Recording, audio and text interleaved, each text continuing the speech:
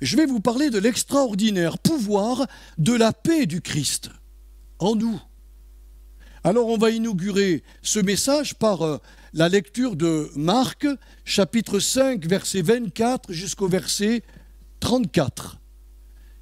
Donc Jésus part avec un homme dont la fillette est malade, et le Seigneur a dit, je vais avec toi et je vais la guérir. Et entre-temps, il va être arrêté par une femme qui a des pertes de sang. On va lire son histoire. Et il s'en alla avec lui, une grande foule le suivait et le pressait de toutes parts. Or, il y avait là une femme atteinte d'une perte de sang depuis 12 ans. Elle avait beaucoup souffert du fait de nombreux médecins, et elle avait dépensé tout ce qu'elle possédait sans en tirer aucun avantage. Au contraire, son état avait plutôt empiré. Ayant entendu parler de Jésus, elle vint dans la foule par derrière et toucha son vêtement. Car elle disait en elle-même, « Si je touche, ne serait-ce que ses vêtements, je serai sauvée. » Ou guéri, c'est le même mot, hein. Ils ont mis sauvé, mais c'est guéri. Aussitôt, sa perte de sang s'arrêta et elle sut dans son corps qu'elle était guérie de son mal. Juste une parenthèse avant de passer ailleurs. Vous voyez que le mot « sauver », c'est vraiment le mot « guérir » qu'il faut employer. Parce que Jésus ne lui parlera pas quand il va s'arrêter pour discuter avec elle, il ne lui parlera pas de ses nombreux péchés ni rien. Il lui parle que sa perte de sang a été complètement libérée. Son corps a été libéré. Jésus sut aussitôt en lui-même qu'une force était sortie de lui. Il se retourna dans la foule et se mit à dire « Qui a touché mes vêtements ?» Ses disciples lui disaient « Tu vois la foule, Seigneur, qui te presse de toutes parts, et tu dis « Qui m'a touché ?» Mais il regardait autour de lui pour voir celle qui avait fait cela. Jésus avait une connaissance, il savait que c'était une femme qui l'avait touché. Sachant ce qui lui était arrivé, la femme, tremblant de peur, vint se jeter à ses pieds et lui dit toute la vérité. Et il lui dit, « Ma fille, ta foi t'a guérie. Va en paix et sois guérie de ton mal. » C'est un texte, si vous voulez l'écouter avec moi, qui va certainement vous faire du bien. Je l'ai lu des dizaines de fois, ce passage. Et je ne l'avais jamais compris dans cette dernière phrase. « Va en paix et sois guéri de ton mal. » Je n'avais pas compris cela. Mais vous allez voir qu'au travers de ce que je vais vous enseigner ce matin, il y a quelque chose de merveilleux dans la paix extraordinaire que Jésus nous donne. Au cours de son ministère, vous le savez comme moi, Jésus a guéri des milliers et des milliers de personnes qui avaient des maladies que l'on appelle organiques, c'est-à-dire incurables. Nous en avons beaucoup aujourd'hui. La science essaye de combattre ces maladies-là. Jésus-Christ les guérissait toutes. Mais il guérissait aussi des personnes atteintes de maladies liées à l'état de leur âme. C'est le cas de cette femme. Le mal qui était en elle provoquait dans son corps des pertes de sang. Et c'est sur ce message-là que je vais vous parler ce matin et qui va vous apporter un réconfort comme vous ne pouvez pas le soupçonner. Jésus a dans ses mains, d'ailleurs il vous l'a donné dans votre cœur, il a sa paix et il vous l'a donnée. Il faut qu'on s'en serve. Et vous allez voir à la suite de ce message. La Bible nous dit qu'elle souffrait énormément dans son corps et elle a vu une quantité de médecins. À chaque fois qu'elle avait un médecin, elle avait qu'un soulagement temporaire. Très rapidement, son mal revenait. Alors elle en a pris un deuxième, et puis un troisième, c'était la même chose. Oh, elle est peut-être passée entre les mains de charlatans, pourquoi pas? La Bible ne le dit pas, mais le mot médecin, dans le texte original, veut dire aussi bien un bon médecin qu'un charlatan. Donc on ne sait pas. En tout cas, ce qui est certain, c'est qu'elle a tout dépensé son argent. Donc elle a été jusqu'au bout de son bout, sans obtenir un résultat, une souffrance qui se perpétuait dans son corps. Non seulement ça l'a conduit à la ruine financière, mais aussi à la désespérance de retrouver un jour une bonne santé. Ça arrive même aux chrétiens, frères et sœurs, de vivre des choses comme ça. Combien d'enfants de Dieu sont malades dans leur corps? Demande la prière, demande l'onction d'huile, et rien ne se produit. Parce que le Seigneur veut aussi nous parler de cette paix. Il y a des choses il n'y a pas de guérison dans certains corps, tout simplement parce que l'âme demeure en perpétuel trouble. Et il faut le savoir. Mais le Dieu qui entend les prières, le Dieu qui siège dans le ciel, entend le cri des personnes en souffrance. Et il a vu cette femme chercher désespérément 12 ans, mes frères et sœurs. 12 ans, c'est long. C'est très très long quand vous passez d'hôpitaux en hôpitaux pendant 12 ans, de médecin en médecin. C'est très très long. Et puis vous avez une espérance parce que le médecin, il est super, il est en train de vous encourager, vous sentez qu'il y a un bien en vous, et puis quelques mois après, boum, badaboum, c'est fini. La perte de sang revient. Je vais vous dire une chose qu'on a vécue avec mon épouse. Notre sœur qui a subi cette guérison n'est plus ici. Elle est au ciel. Mais vous l'avez connue. On partait en vacances. Quand elle m'a téléphoné et qu'elle a dit « Joël, je ne suis pas bien dans mon corps, j'ai des pertes de sang. Est-ce que vous pouvez venir avec Chantal me faire l'onction d'huile ?» Nous y sommes allés et nous avons prié pour elle. Et puis on a pris le chemin des vacances. Et sur le chemin des vacances, à quelques kilomètres, le Seigneur m'a dit « Retourne et ordonne à cette maladie de disparaître. » J'ai dit à Chantal, qu'est-ce que t'en penses? Elle m'a dit, si le Seigneur, si c'est lui qui l'a dit, ça ne nous coûte rien d'y aller, au contraire, ça peut lui faire que du bien. On retourne chez notre sœur, on frappe à la porte, on lui dit, voilà, on a prié pour vous, mais le Seigneur nous a demandé de ordonner à ce mal de vous quitter. On fait la prière d'autorité que Jésus m'a demandée, elle a été guérie de son mal. Alors, elle entend parler de Jésus, cette femme à la perte de sang. Elle écoute et elle entend le message et elle a cru dans ce sauveur. Mais elle avait un problème, hein?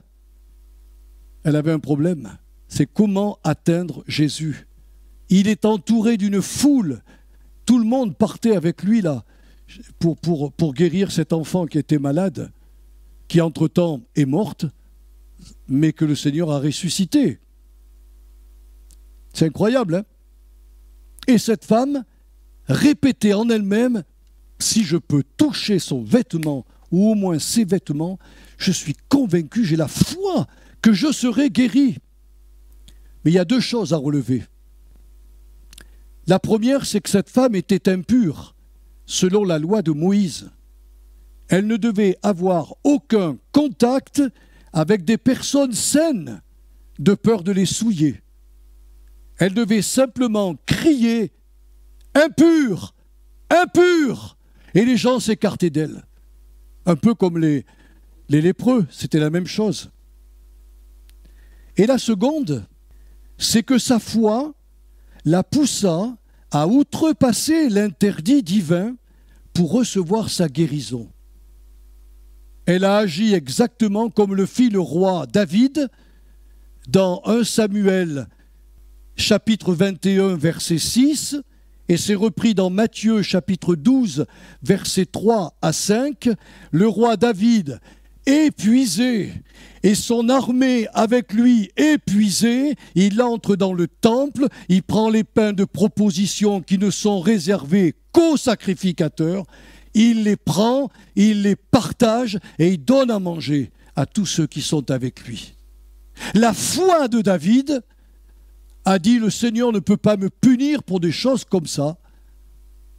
C'est pour ça que cette femme-là qui était certainement une Israélite et qui connaissait l'Ancien Testament, a dit « Je vais quand même braver la foule, je ne vais pas crier impur, je vais y aller vraiment par la foi. » Et sa foi a produit un résultat extraordinaire.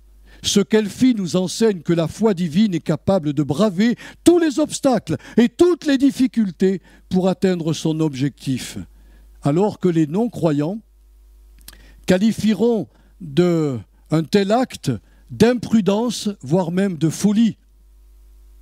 Si vous avez chez vous des gens qui ne sont pas croyants, comme vous, et que vous leur parlez de ce que vous allez faire pour le Seigneur. Prenons l'exemple, quelqu'un qui est touché par la grâce, qui sait que le Seigneur est son sauveur, il l'accepte, et alors il se décide à aller au baptême pour être identifié dans la mort, dans l'ensevelissement et dans la résurrection de Jésus. Imaginez qu'il soit dans une famille complètement athée. Ils vont lui dire, mais t'es complètement fou. Tu as été baptisé enfant, qu'est-ce que tu viens chercher des histoires? Mais quand elle a la foi, elle brave tout. Elle fonce parce qu'elle sait qu'elle a raison. Exactement comme l'ont fait ces 4 amis paralytiques qui ont descendu leur ami paralytique. Vous la connaissez cette histoire quand même. Il y a tellement de foules qui ne peuvent pas l'amener devant Jésus. Vous savez ce qu'a fait leur foi? Ils sont montés sur le toit, ils ont ouvert. Alors évidemment, ce n'est pas les mêmes toits que nous. Mais là-bas, il fallait simplement découvrir un peu le toit. Et puis ils ont descendu et Jésus a dit, le texte biblique nous dit, Jésus voyant leur foi, pas la foi du paralytique, leur foi, cette foi qui est déraisonnable. On ne fait pas ça. Eh bien si. La Bible nous dit, lisez Hébreux 11, la foi est capable de faire des choses incroyables. Vous croyez que Noé, pendant 120 ans, il n'a pas reçu des injures? Qu'est-ce que tu fais ici? Il pleut jamais. Tu es loin de la mer. Et tu bâtis un bateau? Eh Noé, faut te faire soigner mon ami. Ben oui, c'est déraisonnable, c'est de la folie. Non, c'est de la foi dans la parole qu'il avait reçu de Dieu. Et cette femme avait reçu la parole de Dieu. Il lui suffisait simplement de libérer sa foi. Et elle est rentrée dans la foule jusqu'à toucher les vêtements de Jésus. Et la Bible nous dit qu'une force est sortie de lui, a touché le corps de cette femme et elle fut instantanément guérie. C'est incroyable. Quand cette femme est devenue croyante, elle s'avança au milieu de la foule, toucha les vêtements de Jésus, aussitôt la puissance sortit du Seigneur, et la guérissant instantanément son corps, ce corps malade depuis tant d'années. Et elle entendit le Seigneur lui dire une chose incroyable. « Ma fille, ta foi t'a guérie. » Et c'est là que je voudrais m'arrêter, que vous compreniez bien, parce que en français, peut-être qu'on n'arrive peut-être pas à le comprendre. Là, le Seigneur utilise le parfait grec. Et vous savez ce que c'est que le parfait grec? C'est une action qui a été accomplie une fois pour toutes et pour toujours. On ne revient pas, ce qui veut dire qu'elle a été guérie de sa perte de sang pour toujours. Et c'est là que le but de mon message ce matin, et qui j'espère va vous percuter. Alors, comment expliquer la phrase suivante que prononça le Seigneur: « Ma fille, va en paix et sois guérie de ton mal. » De quel mal devait-elle être encore guérie? Eh bien, c'est de cette souffrance psychique qui était à l'origine de ces pertes de sang. La science a toujours reconnu. Moi, j'ai lu des livres avec des Grecs qui étaient bien avant la venue de Jésus. Ils reconnaissaient que lorsque un être humain est déçu, lorsqu'il est inquiet, lorsque son âme est dans l'angoisse, peut-être même dans des peurs irraisonnées, dans un stress excessif, comme on le dirait aujourd'hui, Toutes ces choses sont à l'origine de nombreuses maladies que l'on appelle aujourd'hui psychosomatiques, qui désorganisent le système nerveux, le système digestif, le système circulatoire, le système gynéto-urinaire, qui perturbent les glandes endocrines, les muscles et les articulations, et provoquent des allergies, des affections, des maladies de la peau et des yeux. Le cœur peut sauter par une maladie psychosomatique.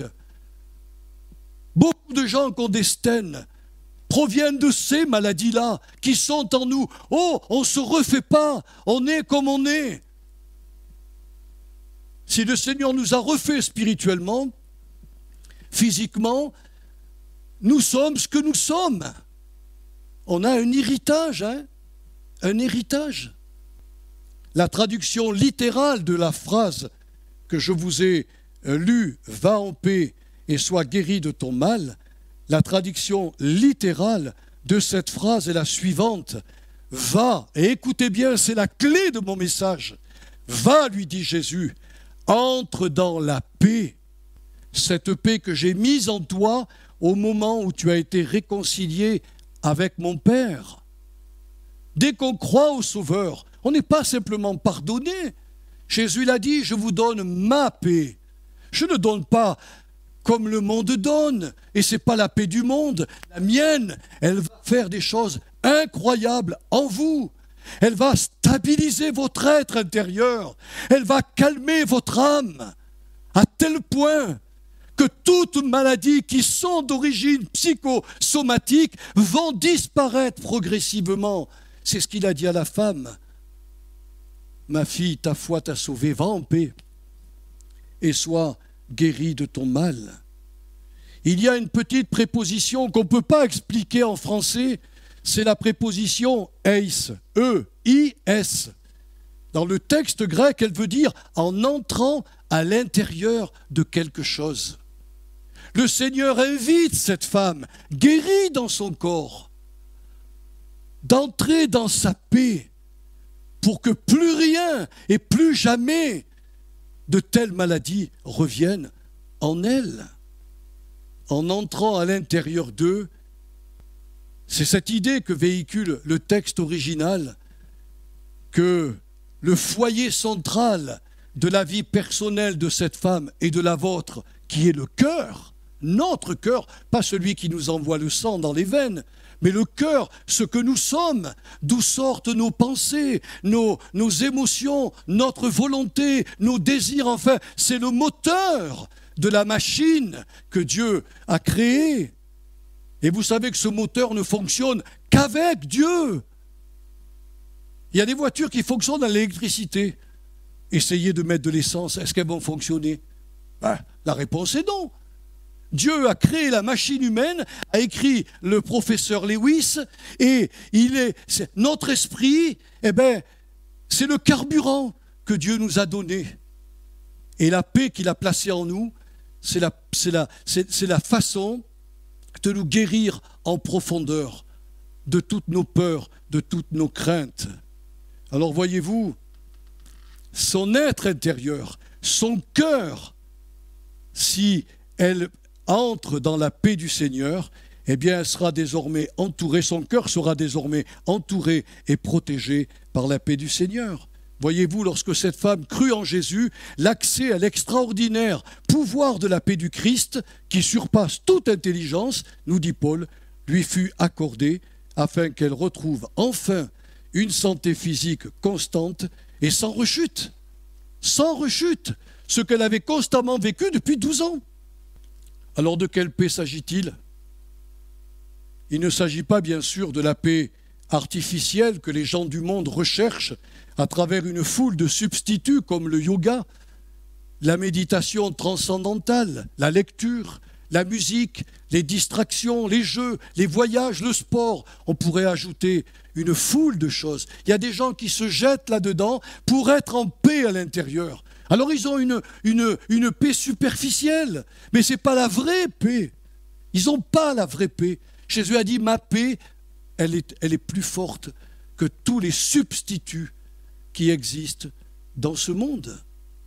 Comme Jésus parlait en araméen, parce que ça aussi, il faut le savoir. Nous, on a la Bible française traduite du grec, parce que la Bible a été traduite en grec. Mais quand Jésus parlait à la foule, il ne parlait pas en grec, hein. Il parlait en araméen. Et quand il a parlé de la paix, à tous ces Juifs qu'il entendait, vous savez ce qu'il leur disait? Je vous donne mon shalom. Je vous donne, vous qui m'entendez, le shalom que Dieu promet à tous ses élus. C'est le shalom des Hébreux, qui n'est autre que cet état de bien-être tranquille d'une âme qui jouit du bonheur et de la bénédiction divine. Si votre cœur, mes frères et sœurs, si mon cœur se trouve vraiment entouré de la paix divine, de ce shalom divin, je vais être en paix. Quoi que vous viviez, quelle que soit la situation dans laquelle vous êtes, faites confiance à votre Dieu. Faites-lui vraiment confiance. Entrez dans la paix du Seigneur. Et vous verrez, cette paix fait des choses incroyables et extraordinaires. Si donc ce matin, plusieurs parmi nous subissent les mêmes tempêtes émotionnelles que cette femme, peur irraisonnée, crise de panique, angoisse paralysante, stress excessif, provoquant dans leur corps des maladies désagréables, acceptez que Jésus vous aide à entrer dans sa paix, shalom. Dans sa paix, shalom. D'ailleurs, les Juifs, quand ils se saluaient, ils se disaient shalom. Shalom Aleichem. Voilà ce qu'ils disent. Parce que ce mot comporte une foule de mots, comme le salut, comme la guérison, comme le bien-être intérieur, comme la prospérité. C'est le mot de Dieu. Voilà ce que Dieu veut pour nous. Il veut nous sauver en ne nous cachant pas qu'on aura des problèmes, on l'a vu jeudi soir, qu'on aura des difficultés dans le monde, il ne nous cache rien, mais il nous dit, ma paix va traverser toutes ces tempêtes émotionnelles et vous allez vous en sortir. C'est moi qui vous le garantis. Alors je termine ce matin pour que vous puissiez rester dans la victoire permanente. C'est important. Permanente. Que communique la paix du Christ.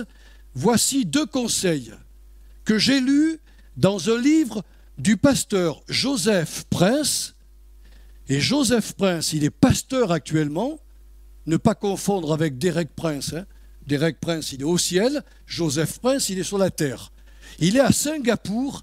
À la tête, il est le pasteur principal d'une communauté de plus de 35 000 âmes. Et quand il méditait ce passage que je vous ai lu ce matin et interprété, il a trouvé dans la parole de Dieu 2 versets qui, si vous les mettez en pratique, feront que cette paix va demeurer toujours en activité. Si vous préférez, elle a peut-être besoin d'un coup de pouce, eh bien la parole de Dieu va le faire. Le premier conseil est tiré de 2 Pierre, chapitre 1, verset 2, je vous le lis, que la grâce et la paix soient multipliées, vous vous rendez compte, multipliées par la connaissance de Dieu et de Jésus, notre Seigneur. Depuis quand n'avez-vous pas lu la Bible? C'est la question qu'il faut vraiment mettre devant Dieu. Je te donne une nourriture pour entretenir la paix que j'ai placée en toi, mais est-ce que tu lis ma parole? C'est le conseil de Dieu. Mon peuple est détruit, disait Dieu au prophète Osée, parce qu'il lui manque la connaissance. Il y a des chrétiens qui ne savent même pas que dans la Bible, il est dit « Préférez-moi à toute chose, même à votre famille ». Et il emploie des mots qui sont, je vous les expliquerai parce que quand on les prononce comme ça nous fait peur. Mais Jésus veut dire « Moi, je suis digne d'être aimé plus que les plaisirs, que les loisirs, que la famille, que la télévision, que le Internet, plus que le sport, plus que tout cela. Tout ça, c'est bon. Il n'y a pas à rejeter. Mais dans un équilibre, si j'aime plus ces choses, je vais automatiquement aimer moins le Seigneur. et je ne vais pas lire sa parole tous les jours. Et le second conseil est tiré de Jean 14, verset 27, où il va dire que votre cœur ne se trouble point et ne s'alarme point.